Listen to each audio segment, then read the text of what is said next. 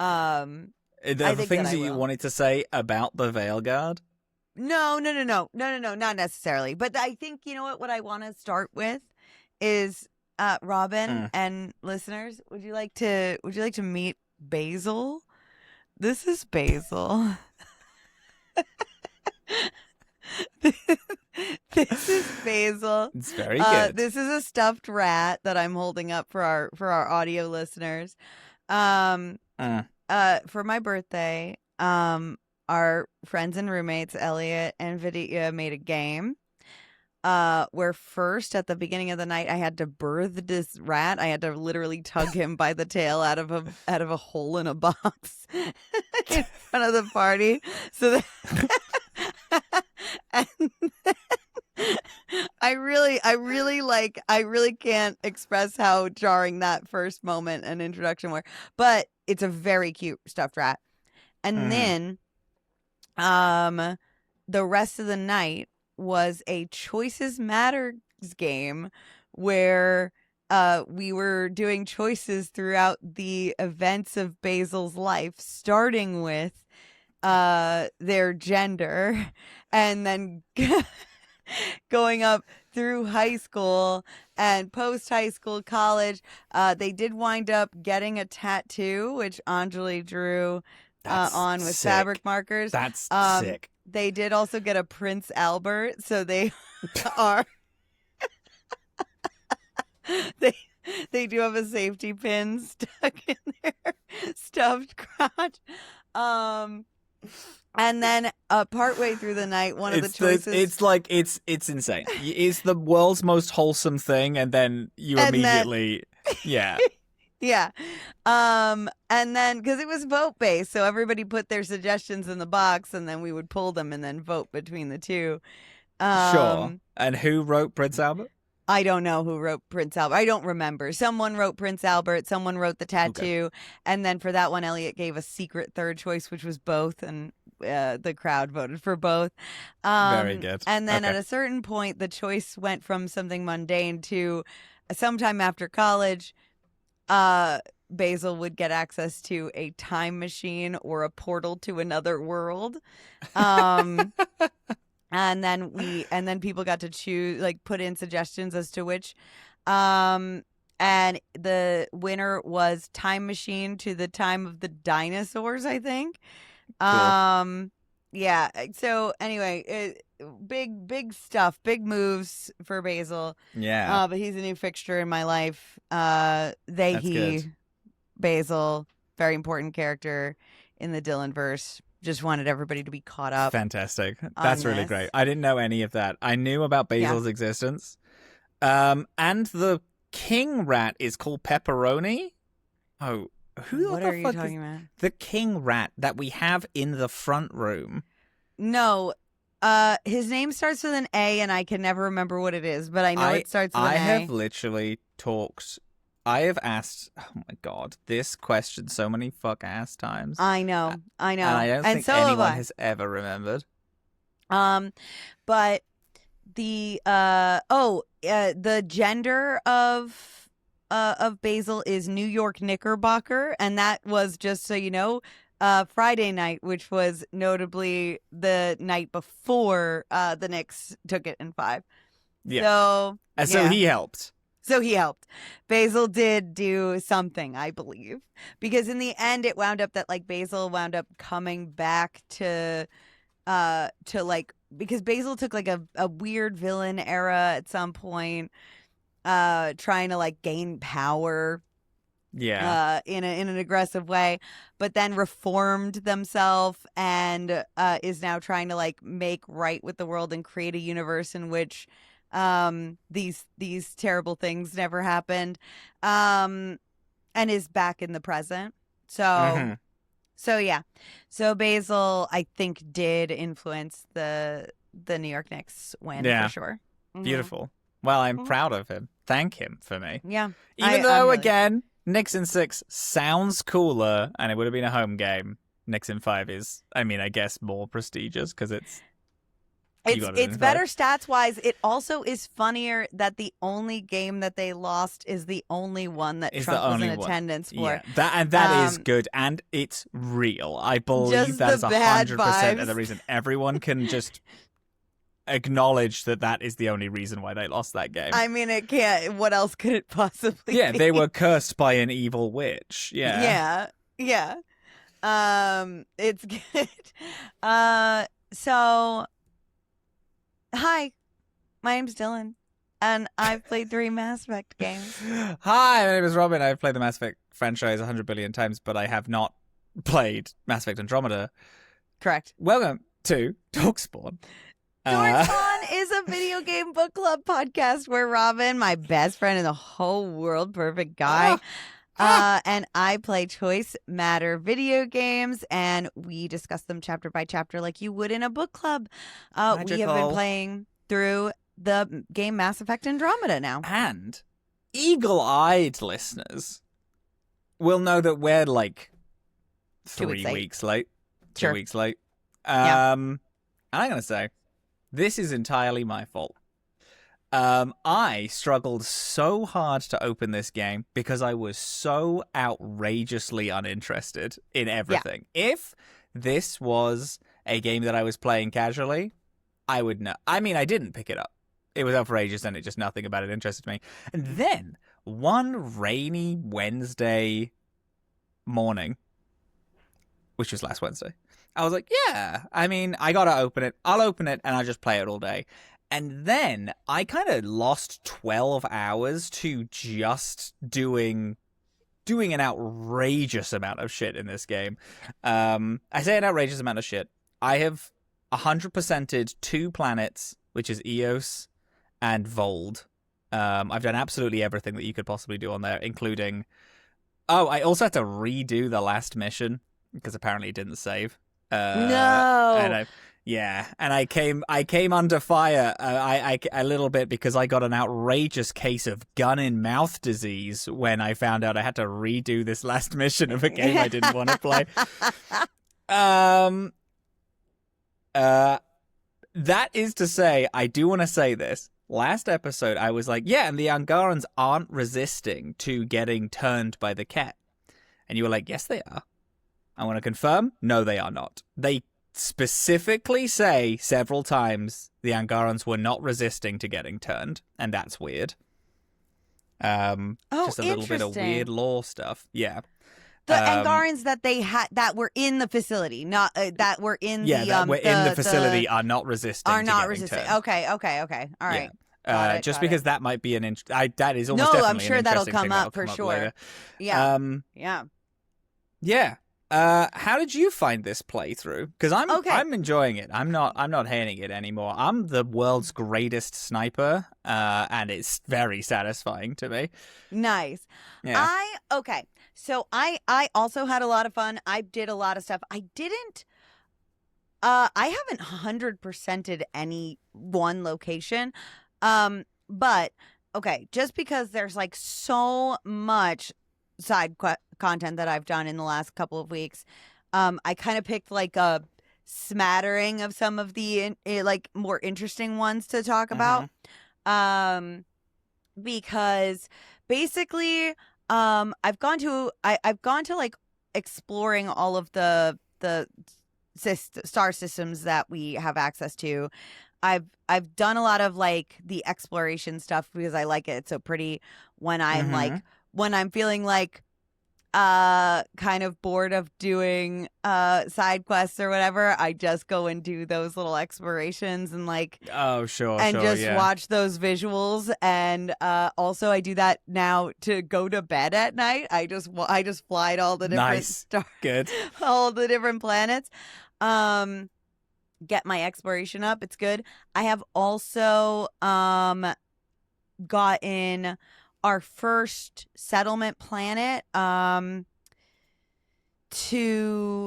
100% viability. And my viability overall is now past the halfway mark on like the viability of the system. But I haven't gotten any other planets up that far. Okay. So before we dig into hunting the Archon, a couple of other things that I did like along the way that I thought were really interesting.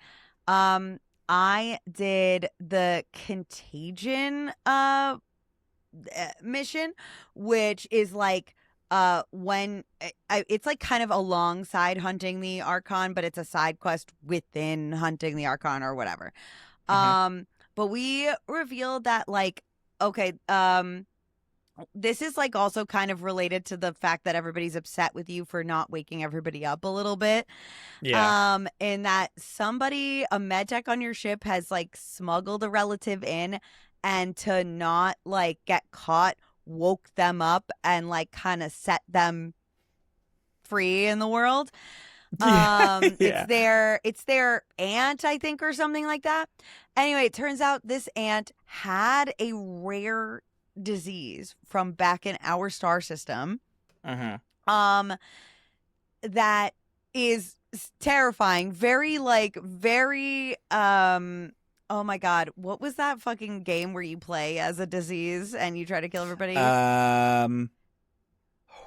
Oh my Madagascar God. Is the best place to Madagascar start. Is the best starting Contagion. location. It is Contagion. It's is not. It not?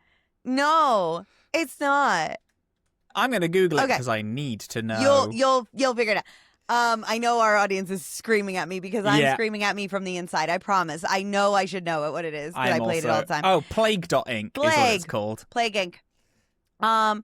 So this woman's got an insane disease that like has no symptoms in or like looks like a cold in the first like couple of days, and isn't contagious when it's in that stage. And so it looks really mild, is whatever. And then in the second stage, all you get is like kind of like this like weird paranoia, right? And no other symptoms. And in that stage, it's crazy contagious. And then in the third stage, you get violently ill and die. Like sick. And it's sick. So this woman is running loose, and she's hiding because she's not supposed to be here. She's not like, so she's like, yeah, and I mean, I imagine she's in the paranoid stage now. She's so it's not when she first gets out. When she first gets out, people are like, right. "Oh yeah, she had a little bit of a cold, but that's what is it called? Stasis sickness." Everybody gets that when they come out of the pods. They get they're a little under the weather. So feels totally normal. So she gets through screening and gets to go ahead right away. So you chase this woman all over, and as you are tracking her down, then you are watching through like notes that she's left and stuff that she is entering stage 2, getting paranoid, and you're tracking her also with Sam at points as well. And then when you do track her down, she's jumping from planet to planet. She steals a ship and jumps planet to planet. God. And so you're like, and you're in the middle of this, of hunting the Archon. Like, we still don't necessarily have 100% of faith from the Angarans. Like we don't, and so like from our perspective, we're like trying so hard to like prove that we are here in good faith and that we want to work together and that we want to be allies and blah blah blah blah blah. We've got the, oh my god, what are they called? The Rokar situation with the Angarans, which is like a whole other thing, which like there's a lot of people that don't trust you. And then it's like, maybe we might have just released a bioweapon on the entire star system, and that's all going to be for naught. Nothing that we've done will have mattered. They'll all want to kill us. But right before you do find her, you find evidence that she has come into contact with Angarans and they are immune to this disease. And then we get confirmation of that. And then we find her and we decide to there's a choice with this one, which is to either basically just kill her to prevent the spread, or to take her to medical and study her condition. And I did choose to take her and study her condition, which I realize I should have led with this. Another thing that I've been doing is I've been aggressively hunting down the Ryder family secrets quest, which is the memories. Fascinating. Yep. So I've been doing those as much as I can, and I've gotten. They are pretty good. I think what's happening right now for me is in the last few that I found, it is more where like we're watching these videos from my dad's perspective. My dad has a wife who is dead wife in a Lifetime movie, perfect. She's so smart and funny and charming and witty and beautiful and whatever. And 2 kids who want to follow in his footsteps and idolize the ground he walks on or whatever. And your father in all of these memories is a cold, emotionless, distant bastard. Yeah. He is doing all of this work because he loves his wife, and he's building Sam. He's joining the Andromeda Initiative. The Andromeda Initiative. He's doing all of this to have a shot at saving her, but he cannot speak his emotions whatsoever. So for me, alongside finding and uncovering these memories, me, who I've played this character like as cold as this game will let me, which in my head is a lot colder, by the way. Just let me for the record. She has been a bitch and she has made the coldest choices available to her. But then there's this thing that's happening where she's uncovering these memories, and I forget exactly what the quote is, but there's a dialogue between her and Sam after she watches one of the memories where she's like, he clearly loved us, and he never told us, or something like that. And Sam kind of argues that well, he was trying to show you through in his way, through his things or whatever. Yeah. But then I'm romancing Jal, who I have done all through his loyalty mission and stuff like that. And this is this character who just hugs you after every mission and tells you outright that he has feelings for you, that he sends me letters where he tells me that he just wants to spend every day with me through my email. And normal stuff. And so I have this thought that for her, these couple of memories are a kind of wake up call that he lived his whole life and then died, and he never fucking told anyone that he cared, and he didn't prioritize caring about people, and it's just we gotta try changing. And then I find out through his memories that the Andromeda Initiative has a secret wealthy benefactor that is bankrolling it, that literally no one currently alive knows about. Because the woman Shadow Broker? I don't know. But the woman who is in all the videos, she's dead. Murdered. We go back to her original room. We track her with Sam. She was on the Nexus before everyone else was awake, Yeah. And she was being hunted, and she left like some audio logs behind. So she has been murdered. Tan doesn't know anything about a benefactor or who that is. But we know there is a benefactor, and potentially still is a benefactor. But this is the person that reached out to our dad and invited him to join the initiative. Fascinating. Yeah.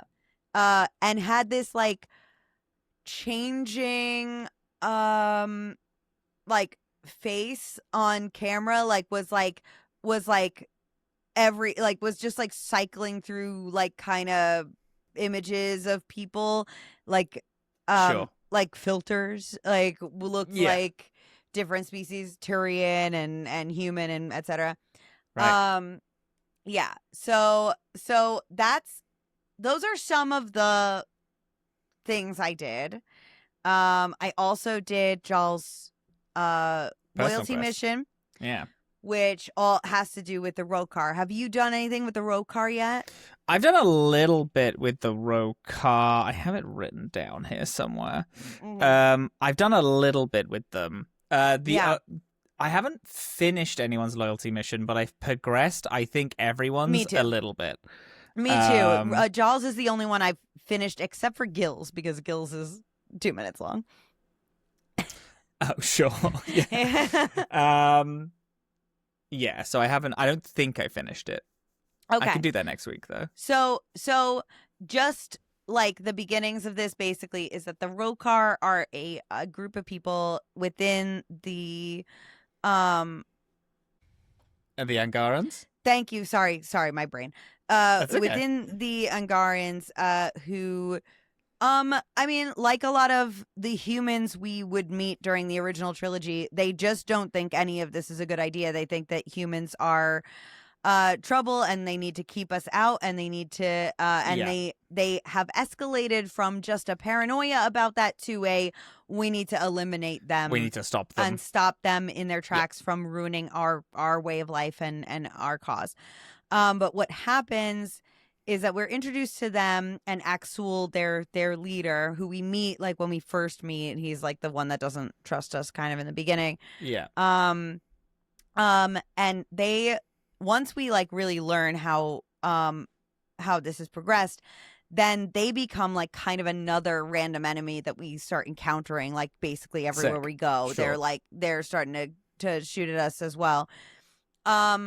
What's funny about that, though, is that unlike our other enemies, like we're regularly getting phone calls from Axul, their leader, who's just kind of like, I fucking don't like you. I don't like, he just calls up to be like, he like radios in to be like, I really get out of here. Go back to your stupid dying galaxy and get out of mine. Like, it's so funny. And then the beginning of Jaal's loyalty mission is that Jaal's mothers call him and tell him that a couple of his siblings, because we learned earlier that Jaal has a big family, but a couple of his siblings have gotten down the alt-right pipeline, and they have joined the Rokar, and so it is about going on that kind of exploration. Very good. And then the other side thing I wanted to briefly touch on is actually something that happens after hunting the Archon. So I want to hear any side content from you before we talk about hunting the Archon. Okay. On Eos, our fun little desert planet, I found a group of humans who are trying to make their own settlement away from you.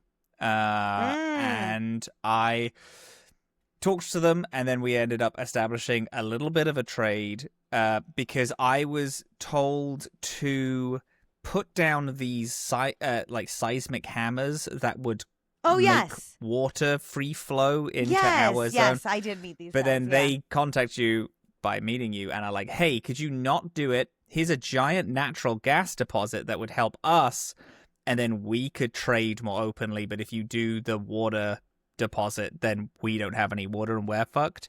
So I was like, okay, that's fine. I could do that. I don't really mind. Because I'm still a happy-go-lucky guy. also found what dragons are in this. The Dragon Age Inquisition dragons. The equivalent of the dragons. In the beginning of landing here. I totally forgot. They're not actual dragons. They're not actual dragons. They're the equivalent of dragons. We saw sort of dragony looking thing, the things. Yeah, they're not. I just mean how in Dragon Age Inquisition there's one dragon on every map, and that is the hyper elite zone enemy. And I found what the equivalent is in Mass Effect Andromeda, which is these things called the Architects. Triggering for me, but they're these giant. Oh God, what are they called in this? What's the Reaper equivalent in this? It's I actually don't know what. They're the robots. They're the robots who are everywhere. Oh, remnants. The remnants. Yeah, remnants. Yeah. Is this giant is this giant remnant machine, which are these they have 3 big tentacles and a big cool mouth. And the boss fight is that you have to blow up one of the legs and then shoot it in the mouth, and then it summons a bunch of remnants, and then you kill all the remnants, and then you shoot its legs, and then you shoot it in the mouth until it dies. The idea is that they're immortal, but every single time you beat one, they go up into space to rebuild, and then when you leave the planet, you can scan them to get a shit ton of resources. I found that. I beat it. It's an easy fight, but I do have it on easy because I did not want to spend time on redoing the previous mission. So then I just set my game to easy, and then I was having such a blast. I was like, this is fine. This is fine, actually. Yeah.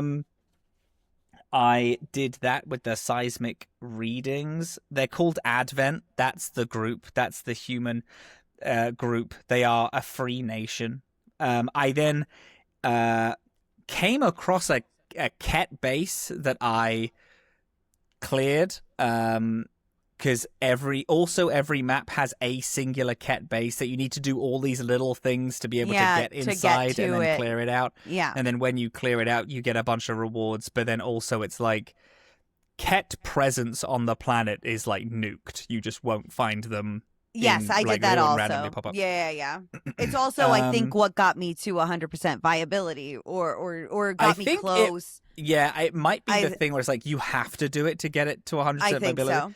Yeah. Because they are actually they have in this Ket base on that planet. There's these generators or something like that, and they're contributing to the fact that you can't terraform the shields planet. Generators? Yeah. Fun. That you take down when you're going in there. Yeah. I then found word about the Asari Arc, which was neat. And then I went to Vold, talked more about the Asari Arc. It has been affected by something called the Decimation. Or rather, my notes have Asari Arc - the Decimation, and I'm sure I'll be able to decode that later next time I play. Yeah. I helped. There is this type of animal that is really beloved by Angarans, and humans are hunting it, and as are Ket, so I had to stop that from happening. They're poaching this animal. I did the Vold monolith, which, when you do it, it makes Vold so beautiful and pretty. You terraform all of Vold, and you turn it from this snowy, blizzardy wasteland to it just there's northern lights everywhere. It is so beautiful and stunning to drive around in now, and I love it so much. That's awesome. I want to do that next, I think. That genuinely so pretty. And I did a really cool side mission where I was I did the Ket base, which had a whole bunch of stuff because it's on top of this mountain, and then you have to find your way into the mountain, and then you have to you have to find codes to get through the shields. You do all this fighting, and then you find that the Ket base is generates this shield for this drill site, and you're like, we know that Angarans are being kept there, but we don't know why. And also, why is this base powering this shield generator? You go down, and then, do you care about spoilers? I'll just tell you what's down there. Ooh. You want me to wait? You know what? Hold. I'm good with what you've said so far. Hold on that because I want to do. It's an interesting little storyline that, like, for a side mission, has cutscenes, and I was like, whoa, cutscenes in a side mission, fun. Wow. I found. And then, I did a lot of little collection things. I literally spent so long switching out teams, driving around, getting drop points, switching teams again, making everyone chat with each other. Yeah. My favorite pairing. Oh yeah, tell me your favorite pairing. My favorite pairings. Drac and PB, I think, are cute because they just kind of neg each other the whole time, and I think that's fun. But in like a way where they have a like father-daughter style relationship that I think is fun. PB's father is an Elcor. Yes. Which we love. We love. That and is then he apparently why she is the way that she is. Like, I think she does actually, speaking with him, they have a little back and forth when he's like, oh, you speak way too fast for an Elcor. And then she does like a bunch of offendedly surprised, why would you say this? And all this stuff. And I'm like, this is cute. This is fun. Yeah. Do I like her? No. Do I think she's cute? Yeah. She's cute. Was that conversation fun? Yes, it was. Yeah. I do not like her at all, but that conversation was fun. I have also decided, because once again, I don't like romances in this, I'm flirting with everyone.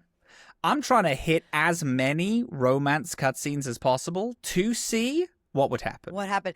We haven't talked about this.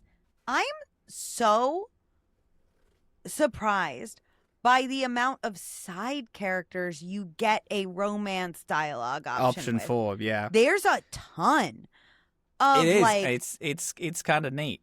Yeah, I haven't taken any of them because I'm a spoken for woman, but but I'm very surprised and curious about it. So I really like that you're doing it to find out. Seeing how many. A thing about this, actually, about side characters, I think our ship, I really like our ship. I love our ship. I like that every single person on the ship is like important to the story. Yeah. I think it's really fun because in obviously mainline series, it's not true, but it's because you're manning like 80 people on a single vessel. So it's harder to have every single person matter. But there are people who are like consistent characters and all that, and that is good. But on this, it's like you have a very small crew and every single person has a storyline on the ship. And I think that's really fun. The pilot, Kello, and the science officer, Suvi, they're best friends and they bring it up in a conversation. They're best friends. They love each other. It's really cute. There's like, you walk to the bridge and both of them are waiting for you. And they're talking about a problem that they're having, but like, we need you to go solve this problem. But then Kello was like, listen, Suvi's my best friend, so I need this sorted. And Suvi's like, I'm your best friend? Ah.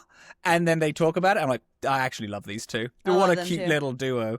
I like Gil a lot. I think Gil is weirdly important. Honestly, I think it's odd how important this character is. I forgot. That's another one I wanted to talk about. Did you get Gil and Kallo's fight?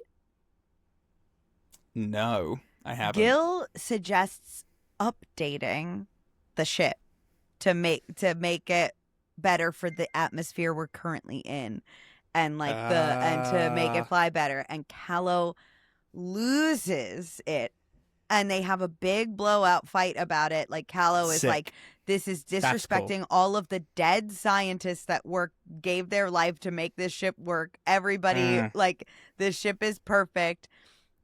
Gil is like, it's a beautiful ship. It's just, it needs, you're right. It's great. It's wonderful. But like, we gotta, And then it's up to you, of course, to decide. And I'm like, yeah, improve the ship, for God's sake. That's fun. That's really cool. I like that a lot. But then afterwards, you have a conversation with Callow about it, and you're able to try to, like, de-escalate. And then if you successfully de-escalate Callow from freaking out, Callow then shares the original schematics with Gil so that the job will be easier. Cute. I like the team. Yeah. I do. Yeah. And I'm going to say this. I'm sticking with my original point. I think the crew has very little sauce. I think that they are pretty bland. Like, they're pretty bland just overall, and that is a bummer, because the moments that they're not bland, it's like, wow, we could be so good, gang. This could be so interesting. I for some reason, there's something about them that I find fundamentally uninteresting, even when they're doing interesting stuff. Like, things that I like, and I'm like, oh, this is cute. Oh, I like this pair together. Oh, I like these people. I actually love the ambient dialogue when driving around planets. A big reason as to why I did it so much. Because I think what I really like is that you are involved. Like, Ryder also joins in on the conversations and then shoots the shit with everyone. Yeah, saying stupid ass shit about how... I know. It really fits my character. So I am sorry about it. No, I'm so happy for you. But that's the thing is, like, I feel like the game does so much stuff that is good and interesting. Yeah. But at the same time is so uninteresting. Do you know the thought that I had? I had this while playing the last couple weeks. Is that what if everything about Dragon Age 2 was kept the same, but it was an open world game, and all of the content within Dragon Age 2 was spread out within a open world game. Like, you could walk outside of Kirkwall. Yeah, or just like that, like you were just doing endless endless walking around and picking up tasks and stuff like that. Oh, sure, yeah. And so, like, all the things that make Dragon Age 2 good is that there's such tight writing and the storyline is so tight, and, like, going and doing the fights and stuff like that. Yeah, the fights are repetitive, but they're over so quick, and then you are back into the story like so fast. Good. Yeah. If there was like 2 hours between every single moment of like of interesting dialogue that you got, bits. like that's kind of what is happening from my perspective in this game, is that I'm like, yeah, this has all the ingredients of a Dragon Age 2, but it's stuck in Dragon Age Inquisition. And I really I said this. I mean, we've said this a little, where it's like they've taken all the wrong lessons from Inquisition. Yeah. Let's keep the open world. Yeah. It's I don't know. I don't know what it is. I just learned all the wrong lessons. Yeah. But there's something there. There's something there, but then there's also something like just missing. When I'm talking to a character, I'm just like, my eyes glaze a little bit. But I was finding actually, nearer the end of the of me playing it, of like my like PlayStation, I found myself like actually not skipping dialogue and just like watching people, like listening to them, rather than what I've been doing other times, which is just skipping. I guess I'm just finding them more interesting to talk to. Yeah. Anyway, it's a whole thing. Yeah. No, I get it. Okay, one other thing, Gil, I got after I did this, mediated the fight with him, I went back to the Tempest, the Nexus. Yep. Wait. Oh, the Tempest is the ship. Tempest is our ship. Nexus is the big station. Yep. Went back to the Nexus. Sorry. Went back to the Nexus and ran into a random guy, who was like, hey, that engineer, you Gil, he single? He is looking real good to me. You wanna? We used to know each other back in college. You wanna? Only 2 gay guys you know should you wanna date. link me up? And I'm like, I mean, I could tell him I guess, maybe. I don't know. Yeah, he's on my crew. He's like, I'm sorry, never mind. Whatever, never mind. And I was like, okay, all right, bye. I go back to the ship. A day later, I get an email from Gil, and Gil is like, that guy is so fucking annoying. Like, don't. It's so funny that he literally so is just funny. like, I don't know. Did you say anything to him? Because please don't. He keeps messaging me, and I hate this guy. And I thought that was really so fucking charming. That's so It was fun. really good. Oh, I do like that. And then after that, Gil gave me his personal quest, which was he really wants me to meet his lesbian best friend. And so he just took me down to Planetside and introduced me to her, and she was like, hey, you're doing all right with him. He's like acting like a grown man and stuff and like going to work every day and shit. It's pretty neat. And has like a little like playful relationship. And she's like, all right, bye. And then she leaves. And that's I love it. And he's like, Obsessed yeah, so that's with it, my actually. best friend. Now you've met, and so good. And I was like, okay, good. Good. That's funny. Yeah. I love it. Mm-hmm. Ah. Anyway, they're getting to me a little bit. They're getting to me a little bit. They're borrowing their way in anyway. The main story. Oh, yes, Hunting the Archon. We just did Hunting the Archon, which is so fun that we were like, we're going to do just one mission and a bunch of side stuff. This is a fucking long-ass mission. This is a long-ass mission. So if I knew this beforehand, we would have also just done this week. Yeah. And I realized that it's a thing where it's like, okay, once you unlock and start hunting the Archon, you also then unlock the other kind of main quests that I think the idea is that we technically could be doing these in piecemeal simultaneously, but for the sake of the show, I think it does make sense to do them one at a time so we can cohesively talk about them. Yeah, it's fine. It's fine. Yeah, but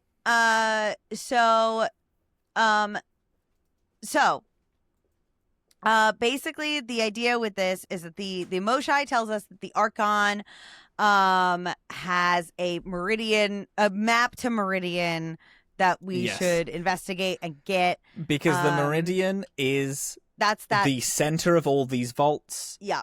It's the thing that's going to let us terraform planets so that everyone can live peacefully and have a beautiful future and life and love. Yeah. So I mean, oh my gosh. Oh, so we learn about now that there are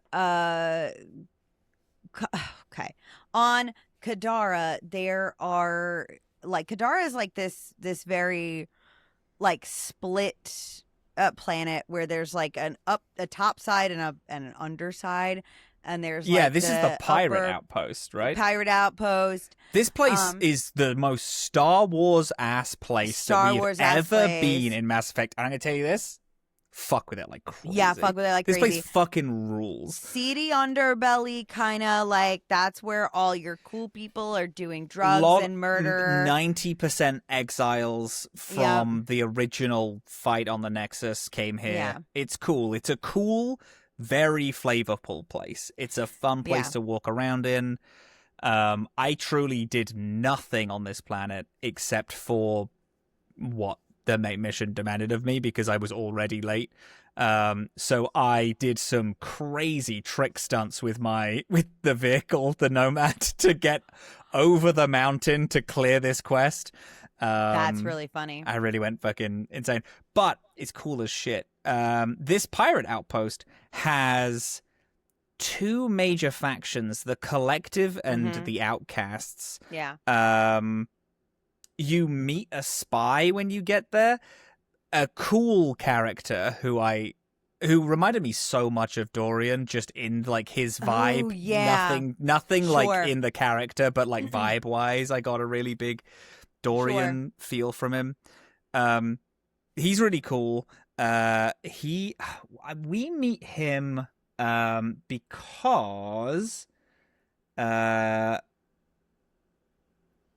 He is. Oh God.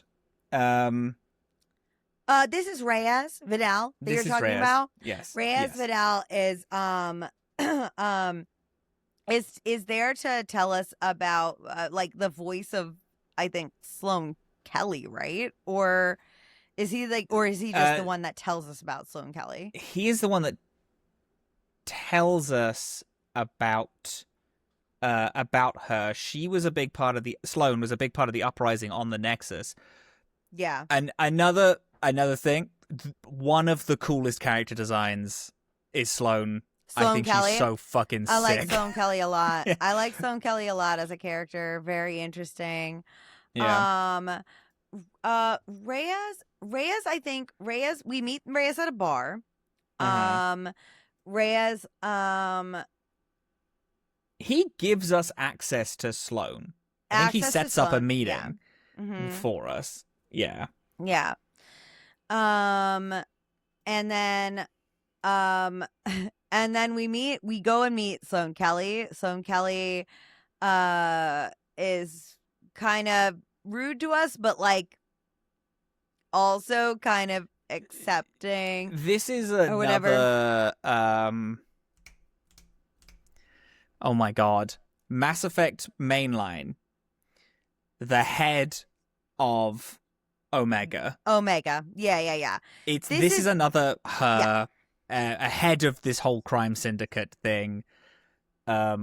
She's cooler. I'm gonna say I think Sloane is cooler than the woman in Omega. With you. I agree with you. Yeah. But then I liked the woman on Omega because she was more cringe, and I think that is a freedom and a joy, because when she says I am Omega out of literally nowhere, it's the funniest shit ever. It's really funny. I love her having fun. Yeah, she kind of negs you. She doesn't trust you. Obviously, you're part of the Nexus. You have two choices. You can either be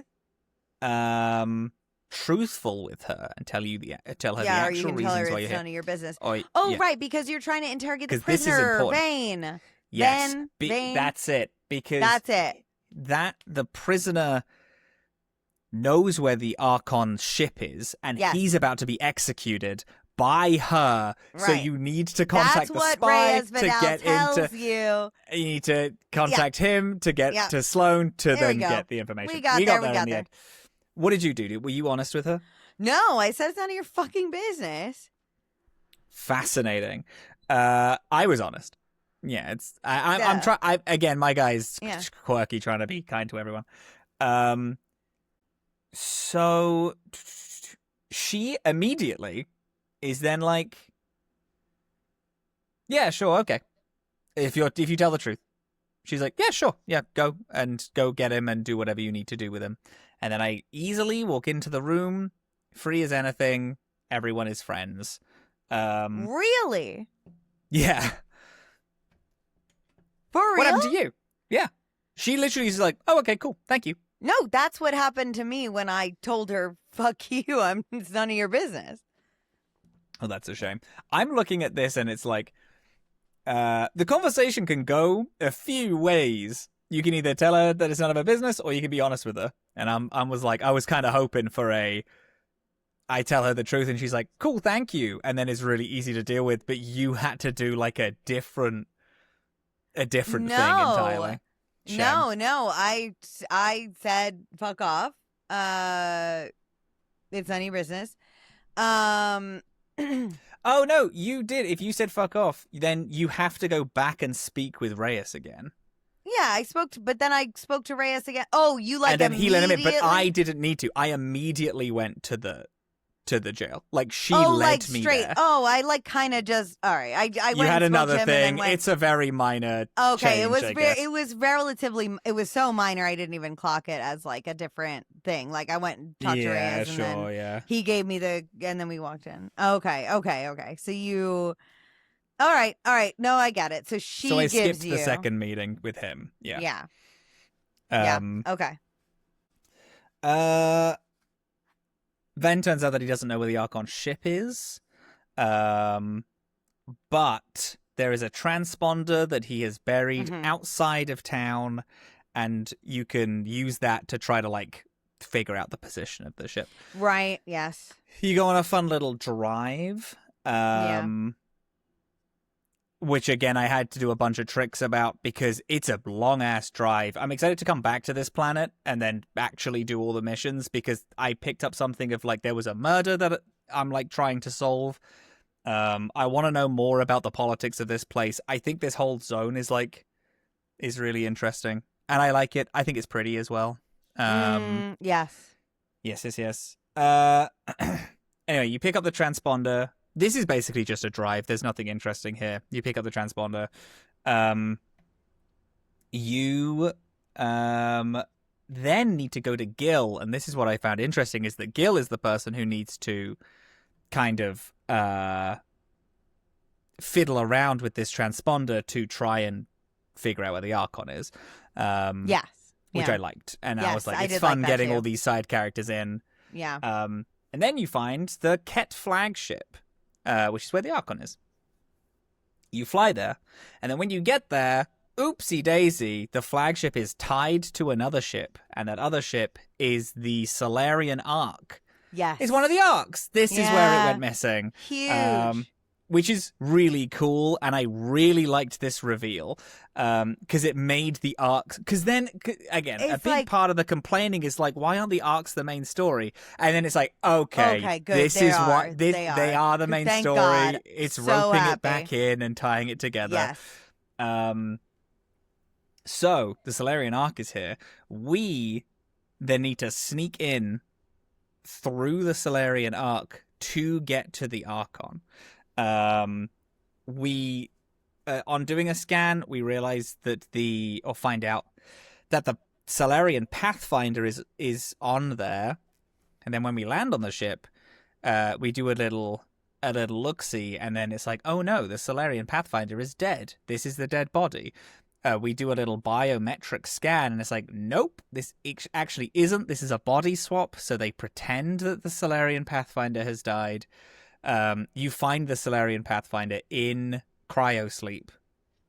You think still, but then when you get her out, it turns out that she says that when the Ket went on board, she had to go back into cryosleep to avoid detection, basically. Yeah. That's what she did. You tell her about the Meridian relic, and then she wakes up a bunch of other Solarians. They all pick up guns. You do like a two-way split where the Solarians and you are doing like a pincer attack. Yeah. In to the Ket flagship to hunt and kill the Archon. Yeah. And but mainly with the goal to boost the Meridian map, the map of the Meridian, so you can find it. You do, however, as you're running around, you find a bunch of really big guns pointing at the Solarian Arc. Yes, and they're ready to go off. They're ready to go off. You then meet the Archon, who is not that interesting of a villain. No. Yeah. He's just kind of a guy. A little weird. Yeah. Because I think, is this the first, am I wrong in that this is kind of the first time he speaks? No, he's been speaking. He's spoken to us before, but this is our first like face-to-face meeting with him. Yeah. Okay. Yeah. It's just the first time face-to-face. But it just felt like, okay. It's just kind of mid. He's just not that thrilling. And then I got a little mad.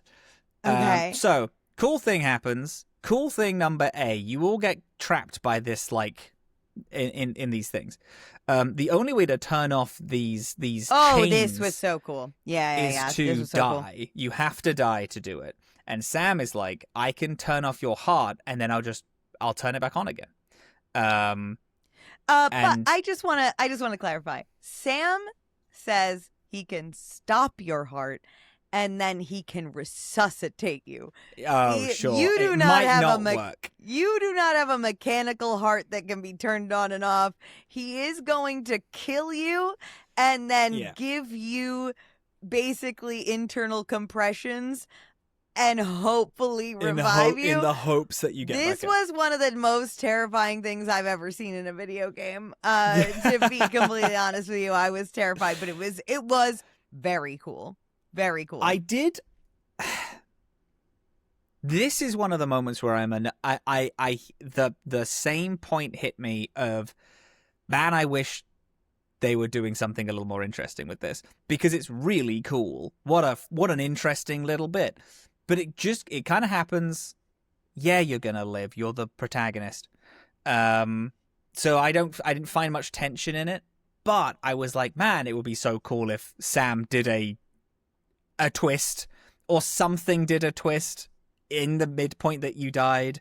For example, Sam turned you off and then kind of refused to wake you back up, and you had to get another way to like get resuscitated, and then it's like, aha, Sam was a villain all along. I know that's kind of trash, but that was kind of what I was thinking was going to happen, because Sam was like, I could kill you, and then I might be able to turn you back on.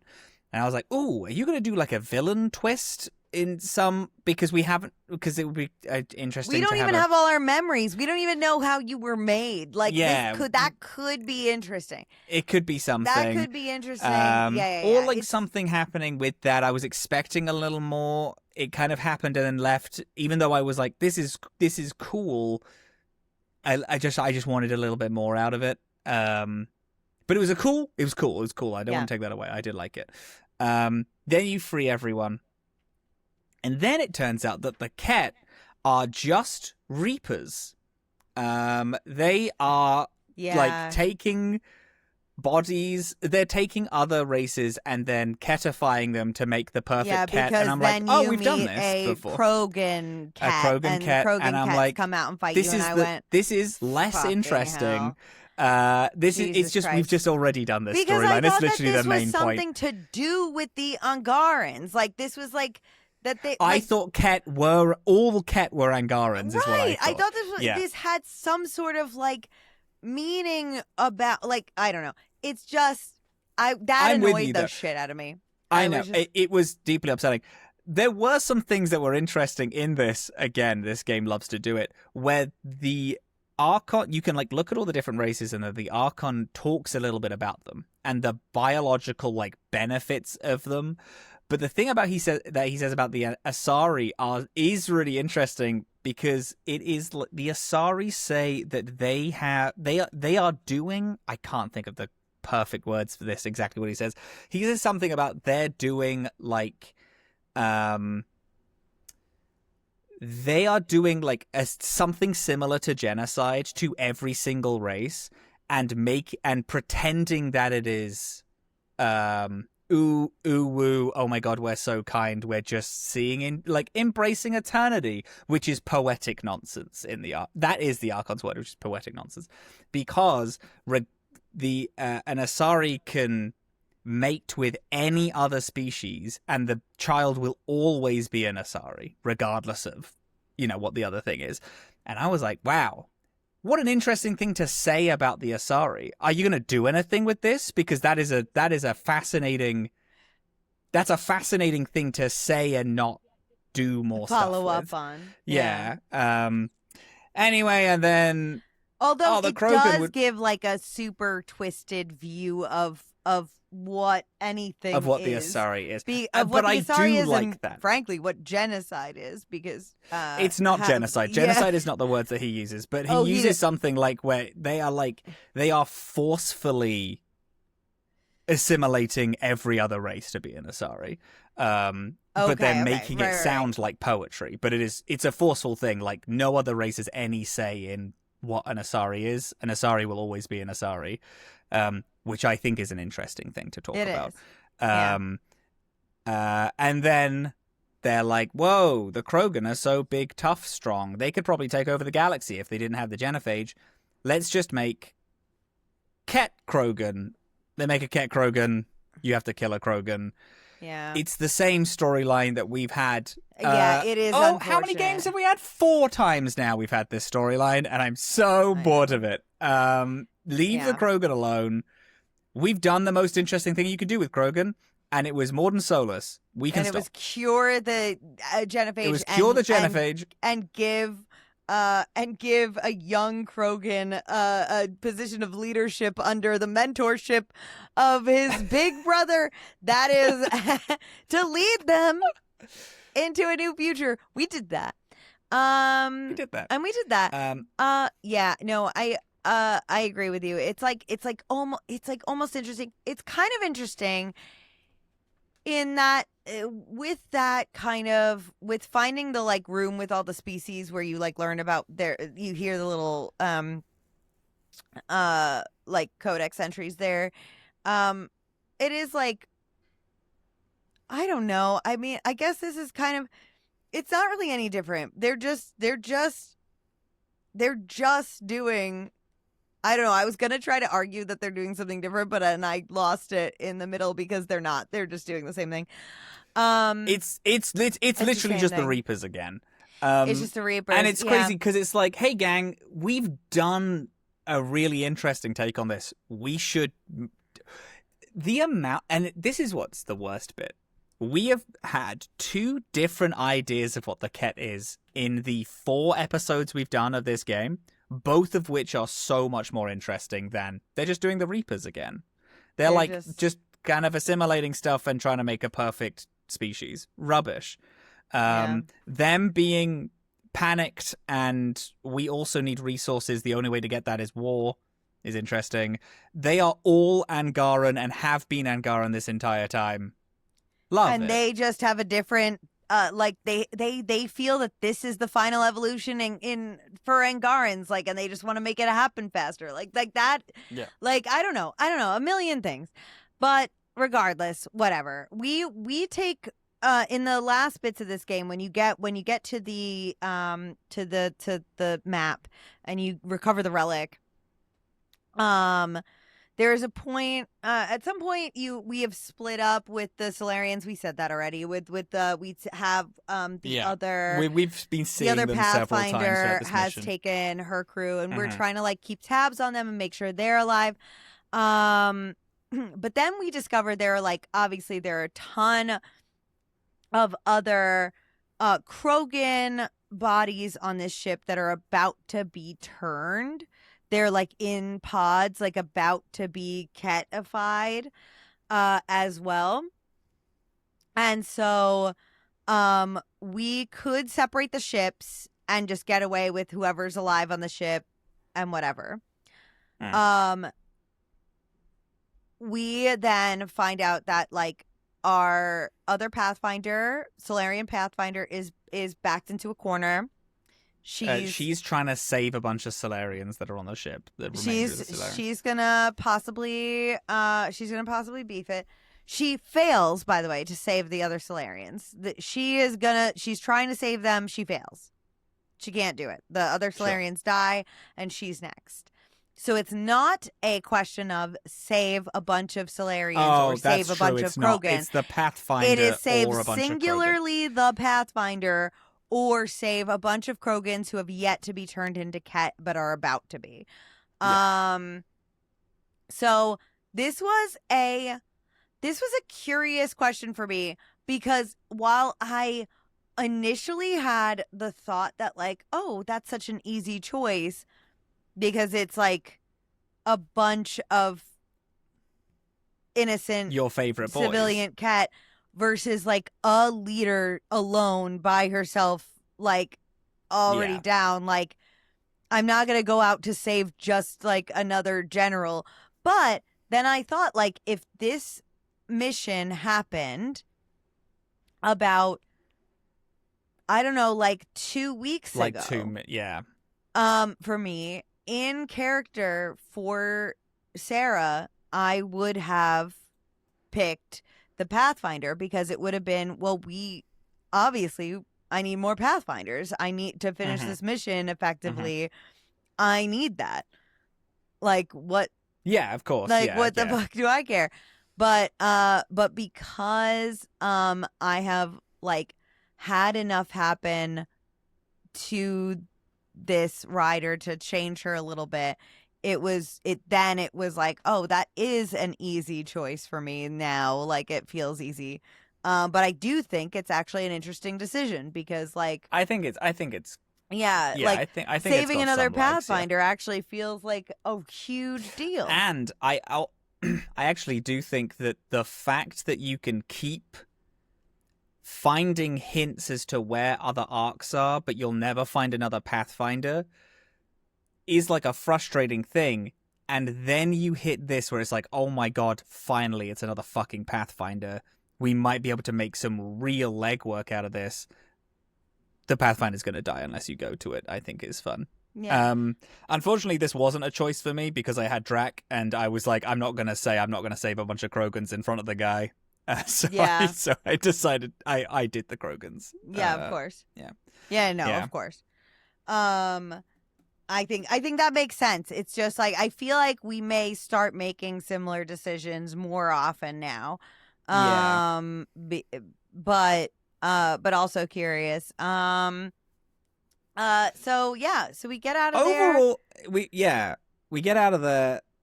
We get out of there. We separate the ship. The Solarian ship gets away. The Ark gets away. And joins us back at the Nexus. And we had freed a bunch of the Krogan. We're good.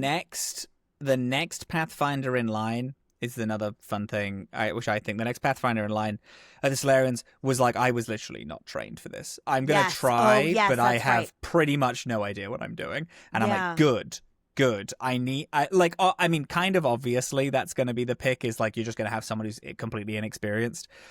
But I like that. And then I was talking to him and I was like, hey, listen, same.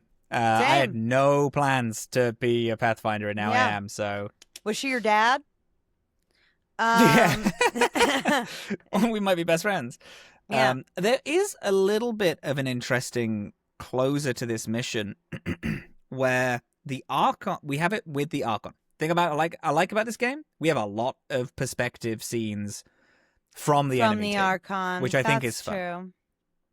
The Archon has a scene, but I swear they shouldn't be Reapers. They should just be people, not doing like mustache twirlingly evil stuff, because then that would be more interesting. But the Archon's second in command starts going off on him about the fact that, hey, you fucked up all this stuff, and then is like, our higher ups are not going to be happy with you. Mentioning the fact that the Archon is nowhere near the leader of this of the Ket, and is seemingly just like a general in the army, but is this big threat. That I love. I think that's really cool. Yeah. It would be way cooler if, again, they had any other motivation other than, again, mustache twirlingly evil. I think it would be cool.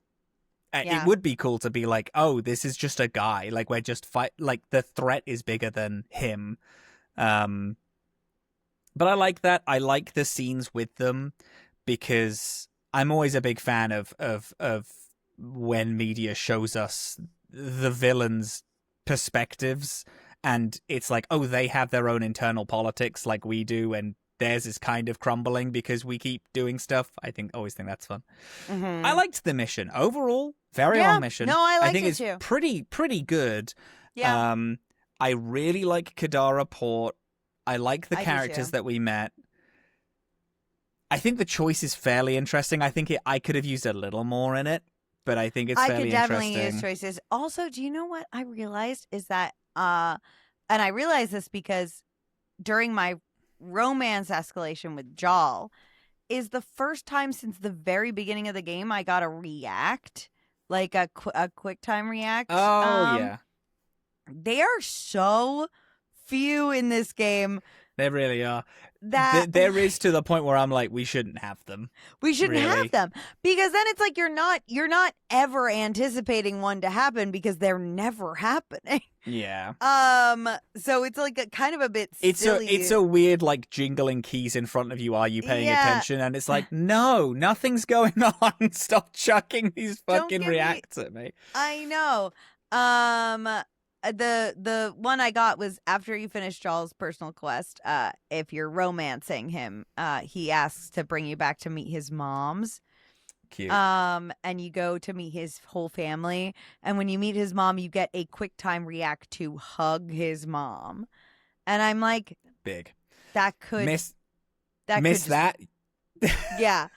That's like, and I'm like, I haven't had one of these since the minute one of this game. Like, Yeah, I like, and what? and like the when you meet the first, oh my god, Primarch, and then it's like a kill him as he turns around. Yeah.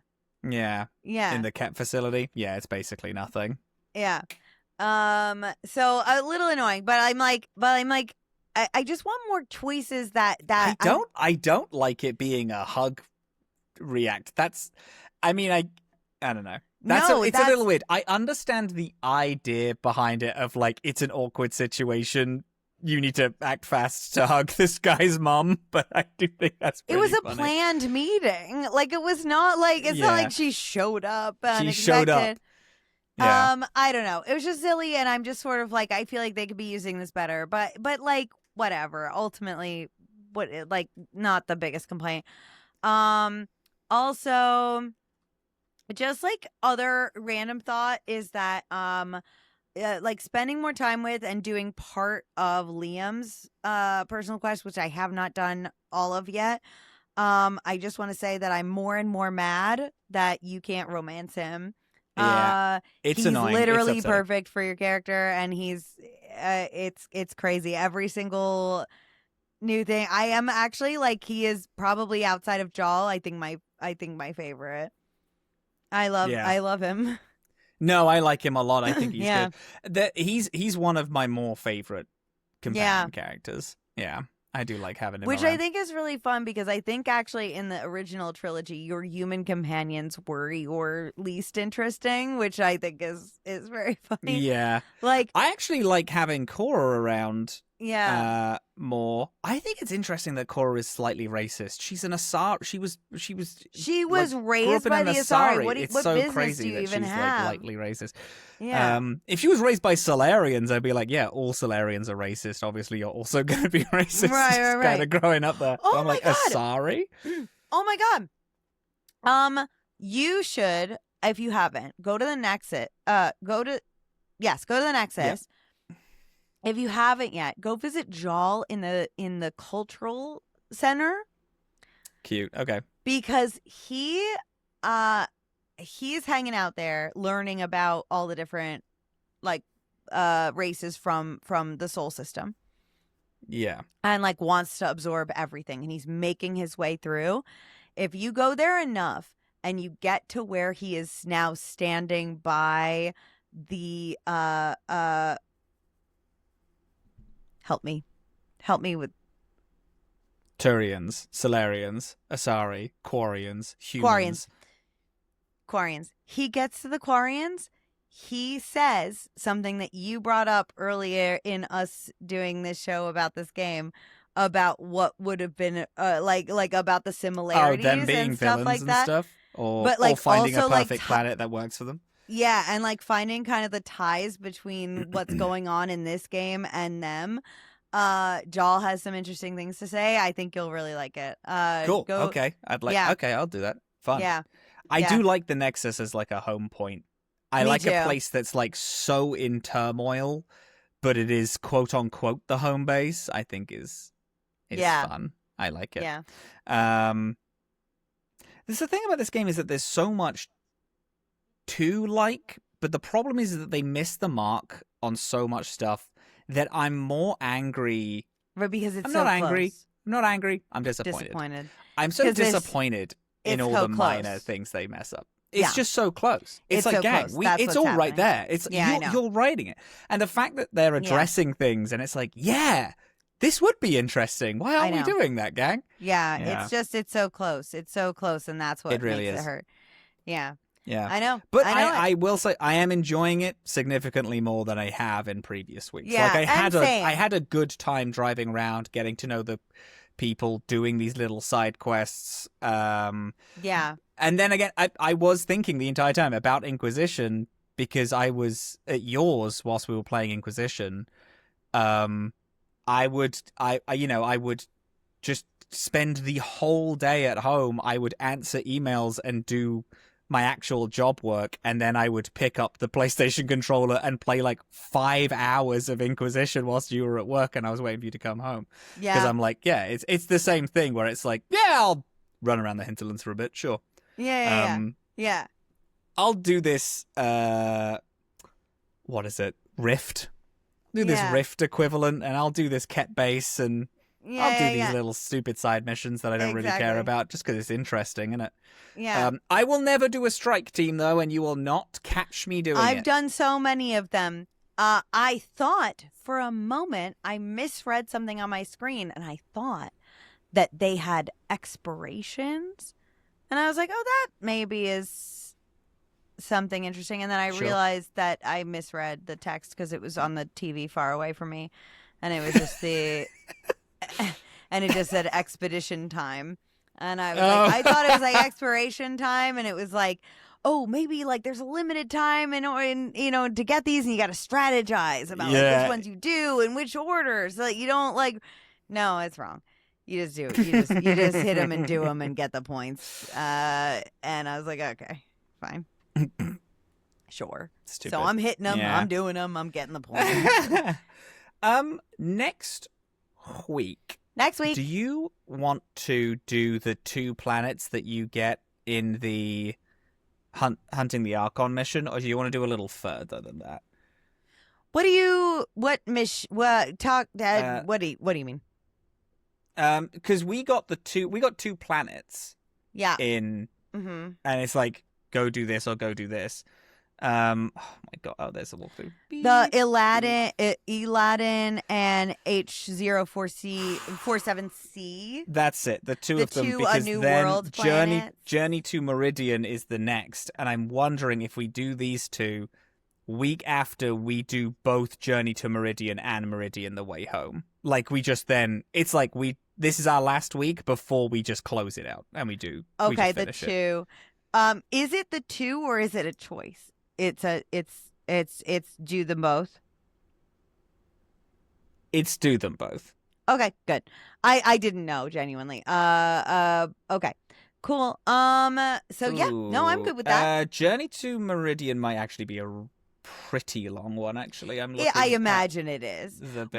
Here's what we could do. Let's do the 2 A New Worlds for next week. Let's let Journey to Meridian breathe on its own.